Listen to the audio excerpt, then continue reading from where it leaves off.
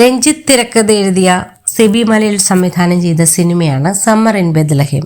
മഞ്ജു വാര്യർ, സുരേഷ് ഗോപി, ജയറാം എന്നിവർ ഒന്നിച്ച സിനിമയിൽ മോനായി എന്ന കഥാപാത്രമായി എത്തിയത് കലാഭവൻ മണിയായിരുന്നു.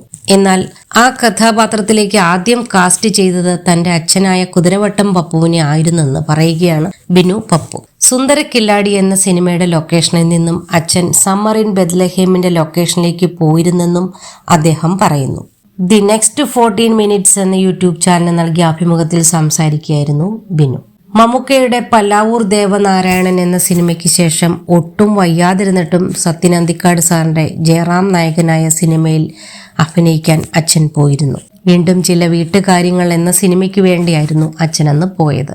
ആ സമയത്ത് സത്യത്തിൽ അച്ഛന് തീരെ വയ്യായിരുന്നു. പക്ഷേ പ്രശ്നം എന്തെന്നാൽ അച്ഛന് ശരീരത്തിന് വയ്യാത്തത് സ്വയം മനസ്സിലാകില്ലായിരുന്നു.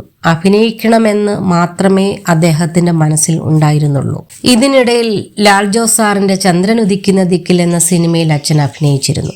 സുന്ദര കില്ലാടി എന്ന സിനിമയ്ക്ക് ശേഷമാണ് അച്ഛന് സുഖമില്ലാതെ ആയത്. സുന്ദര കില്ലാടിയുടെ പൊള്ളാച്ചിയിലെ ലൊക്കേഷനിൽ നിന്നും അച്ഛൻ നേരെ പോകുന്നത് സമ്മർ ഇൻ ബെത്ലഹേമിലാണ്.